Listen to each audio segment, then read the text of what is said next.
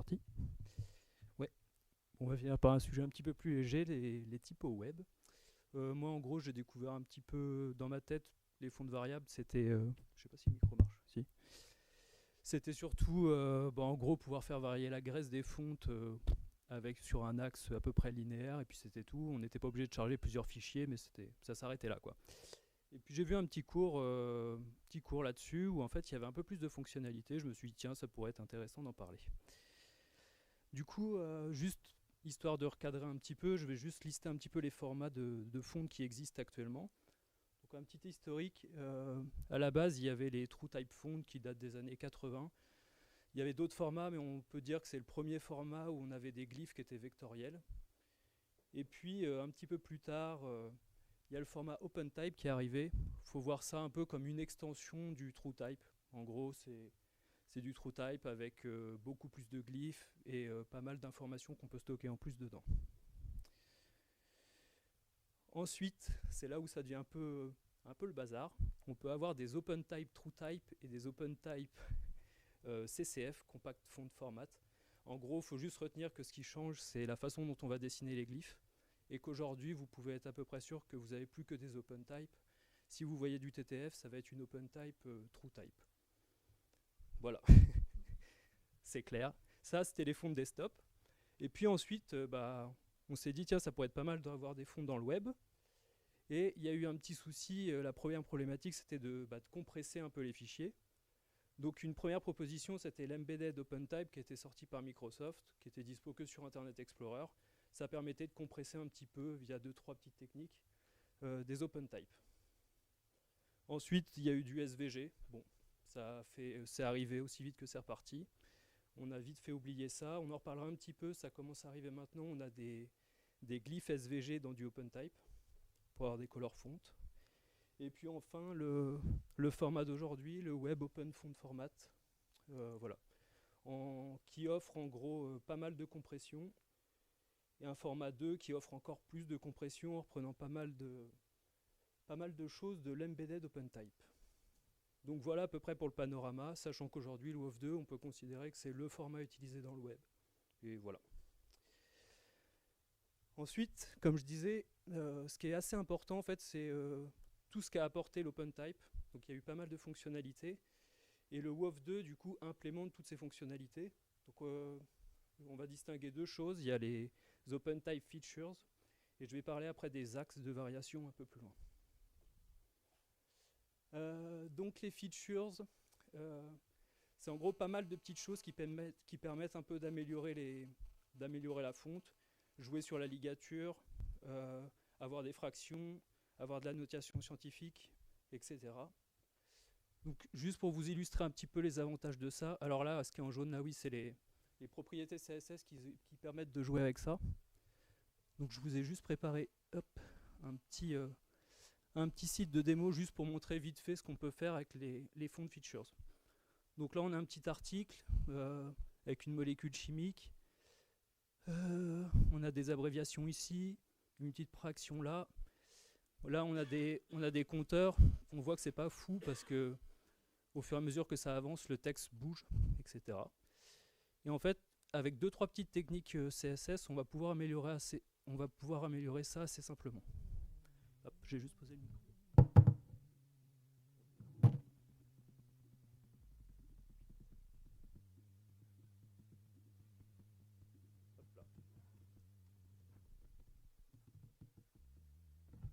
Hop là. Donc en gros, si on prend la formule chimique là, et ben en fait on a en OpenType une petite feature pour permettre d'activer la notation scientifique sur le texte. Donc ça, hop.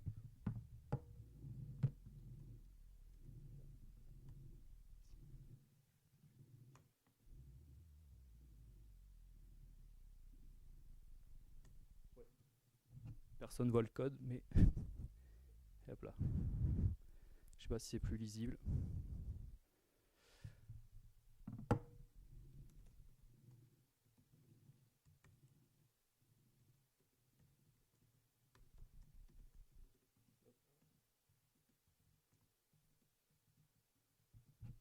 Donc voilà, en gros, c'est juste donc pour activer en gros les features. Donc là, c'est un peu, on va dire, entre guillemets la façon un peu bas niveau de le faire.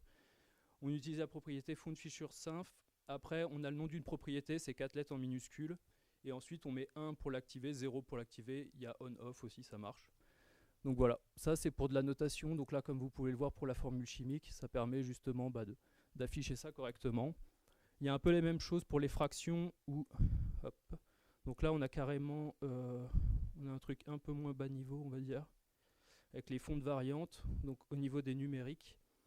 Et ici, on a les stacked fractions, ou les diagonales.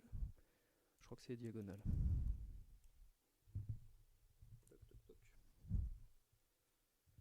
Ouais, voilà. Et là, ici, vous pouvez voir, par exemple, ça met un petit peu mieux en forme les fractions. Et puis, après, un petit truc qui est assez utile au quotidien, je trouve. On va parler des tabular nums. Donc en gros, ça permet, même si vous n'avez pas une fonte monospace, de pouvoir en gros faire en sorte que les glyphes des chiffres aient toujours la même largeur. Et donc ça va éviter d'avoir cet effet un peu crado, là où on a le compteur qui incrémente, le texte qui bouge. Et ça, hop là.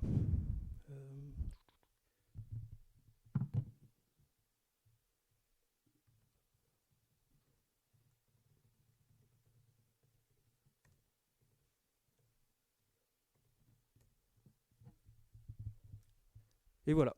Du coup là, juste en une ligne de CSS, on a réglé un petit problème de layout qui était quand même assez moche. Et vous pouvez voir aussi ici, il y a un petit tableau avec les chiffres. C'est pareil, c'est assez pratique sur des applications. Vous allez avoir pas mal de données chiffrées, ça permet un peu d'aligner tous les chiffres. Donc voilà. Globalement, j'ai fait à peu près le tour là-dessus, je ne vais pas m'étendre.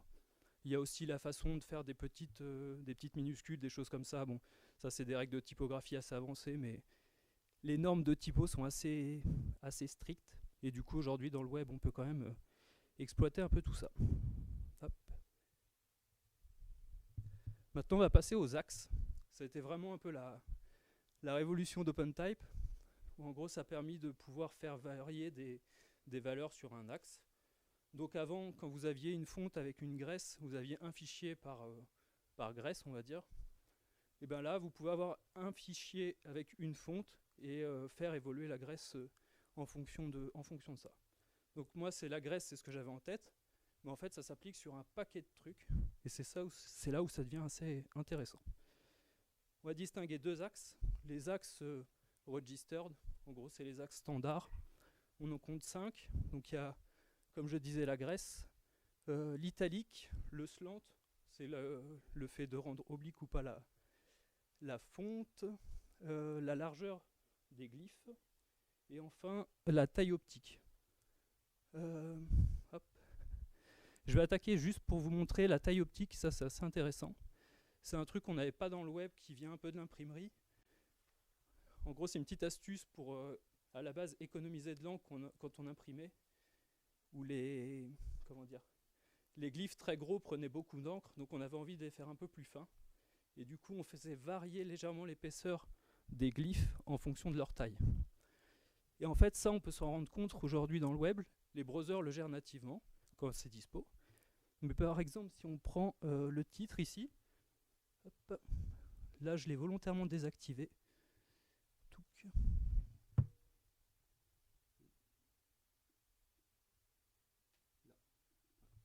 Je l'ai désactivé ici. Si là je le réactive, je remets le comportement par défaut, on voit que ça devient un petit peu plus fin. Et pour comparer, ici, hop là. C'est pas très responsive mon truc, mais voilà. Donc là, ce que j'ai fait, c'est en noir, c'est la fonte en 4,8 REM. Et derrière, c'est la fonte en 1 REM scalée à 4,8. Donc en gros, c'est la même taille. C'est juste que d'un côté, c'est vraiment la font size qui est définie à 4,8 REM. De l'autre côté, j'ai mis une taille en gros de 16 pixels et je l'ai scalé homothétiquement via le transform scale. Et on voit qu'en fait, c'est pas du tout la même graisse. Du coup, ce qui est en rouge, c'est les caractères plus petits sont légèrement plus gras que les caractères plus gros. Donc voilà, pour ça.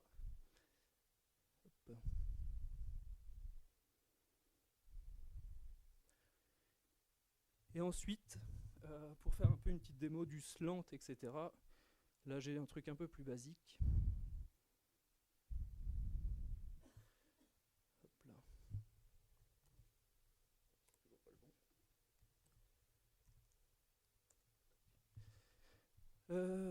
Donc là je commence juste. Je ne sais pas si vous avez vu tout à l'heure, il y avait un truc une propriété CSS qui s'appelait font synthesis.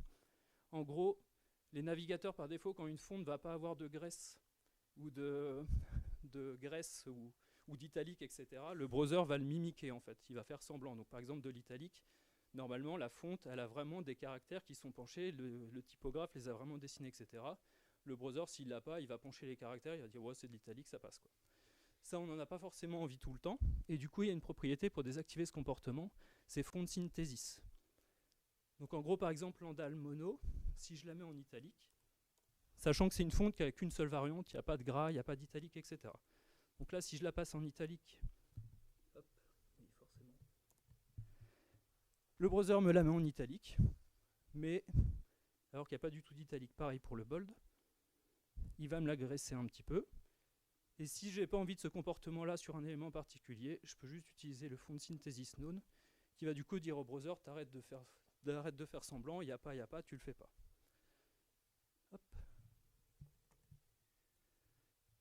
Ensuite, la grotesque, là qui est une vraie fonte variable, c'était pour vous montrer un petit peu plutôt tout ce qui est tout ce qu'on va pouvoir faire dessus. Donc au niveau de la graisse, on va pouvoir la faire varier vraiment de. Là, j'ai qu'un seul fichier du coup, hop, qui est ici, tout en haut. Et en fait, là, je vais pouvoir définir la graisse que je veux. Donc par exemple, si je mets un font weight à 650, hop. Ouais, voilà. Je crois que ça doit être bon. Bon, on va dire que c'est bon. Ouais. Donc voilà, là, je peux faire varier vraiment le truc comme je veux. Il y avait le slant aussi, cette police-là. Donc le slant, en gros, c'est du faux italique. On peut mettre les caractères de façon oblique. Donc pour ça, via font style, on a une propriété oblique et on peut lui passer des degrés.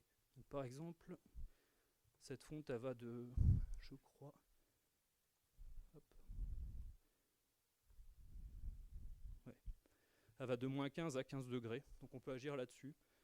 Le gros avantage aussi, c'est que c'est transitionnable, ces properties. Donc du coup, ça veut dire qu'on peut faire des animations dessus et ça a des effets un peu stylés. Voilà. Donc, je vais accélérer un peu. Et ensuite, les axes custom. Bah là, c'est le typographe, quand il dessine sa typo, il a vraiment le choix de faire ce qu'il veut avec, quoi. Du coup, je vais juste passer. Ah oui, je vous ai pas dit, mais par convention, c'est jamais respecté globalement. Mais les axes standards, c'est 4 lettres en minuscules. Et les axes custom, c'est 5 lettres en majuscules. Vous verrez quasiment tout le temps, les axes customisés, c'est en minuscules, mais bon. Donc là, je vous propose juste de passer vite fait sur quelques typos. Vu le temps qui me reste, je ne vais pas faire celle-ci. Hop, je vais directement passer à ça. Donc là, j'ai une fonte, elle a 2-3 propriétés custom. Je l'ai reliée à un scroll timing animation pour faire des petits effets sympas. Donc par exemple, là, au scroll, on voit que la graisse augmente un peu, les lettres se lèvent, et du coup, ça permet de faire un slider assez sympa, à pas cher. J'ai juste une typo et 3 slides. J'ai juste du CSS, il n'y a pas une ligne de JS. Et voilà. Donc ça, tac, juste dans le détail.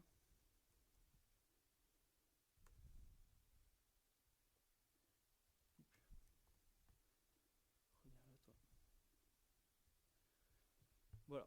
Donc là, juste voilà, pour jouer avec ces propriétés, on a une propriété CSS qui s'appelle font variant settings, qui nous permet de définir tous les axes.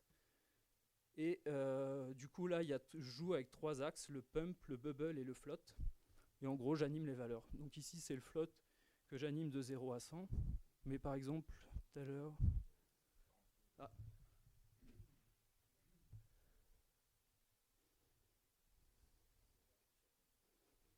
C'est bon? Voilà. Après, le pump va gonfler un petit peu la typo et le float va faire que les lettres vont sautiller, je crois. Ouais. J'ai tout éclaté, mais... Donc voilà, après, il y a tout un tas tout un tas différents de settings à faire. Là, il faut vraiment aller fouiller dedans, quoi. Hop. Du coup, globalement, vu que j'ai plus trop le temps, après l'étape d'après, c'est les color fonts. Donc là, en gros, on peut avoir des glyphes SVG avec des couleurs dedans. Donc là, on fait absolument... c'est à peu près la porte ouverte à tout et n'importe quoi. La customisation... donc là, ce que vous voyez de 0 à 6, c'est des palettes qui sont fournies dans la fonte et j'ai juste à les définir via des attributs font de palette values et font de palette. Et après, les petits points d'interrogation, là, c'est moi qui ai fait la palette. Et en gros, voilà. Vous avez ce que... Bon, je suis coupé. Mais en gros, vous faites ce que vous voulez avec, quoi. Et voilà, il me restait plein de trucs, mais bon, c'est pas grave. Ouais, c'est ça.